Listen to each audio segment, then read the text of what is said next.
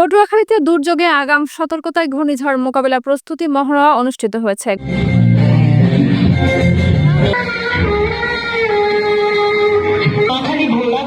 গতকাল বিকেলে পটুয়াখালী ইটবাড়িয়া শারিকখালী মাধ্যমিক বিদ্যালয় মাঠে জিএফএফ ও multi hazard child centred anticipatory action প্রকল্পের আওতায় বেসরকারি সংস্থা জাগো-নারীর উদ্যোগে জার্মান ফেডারেল ফরেন অফিসের অর্থায়নে সেভ দ্য চিলড্রেনের সার্বিক সহায়তা এবং রাইমসের কারিগরি সহায়তায় এ মহড়ার আয়োজন করা হয়েছে। আসসালামু আলাইকুম বশির ভাই। শুকনো খাবার আর জরুরি জিনিসপত্র গুছিয়ে রাখতে হবে। আবহাওয়া বার্তা শুনে আমি তো বাড়ি ছিলাম না। আরে ঠিক আছে।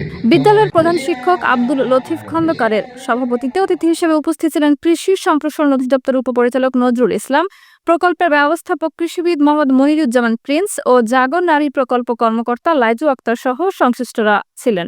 এ সময় শত শত নারী, পুরুষ ও শিশুরা সাগরে ঘূর্ণিঝড় সৃষ্টির শুরু থেকে আগাম ও পূর্ব ও দুর্যোগ পরবর্তী করণীয় বিষয়ে বাস্তব অনুশীলন অবলোকন করেন।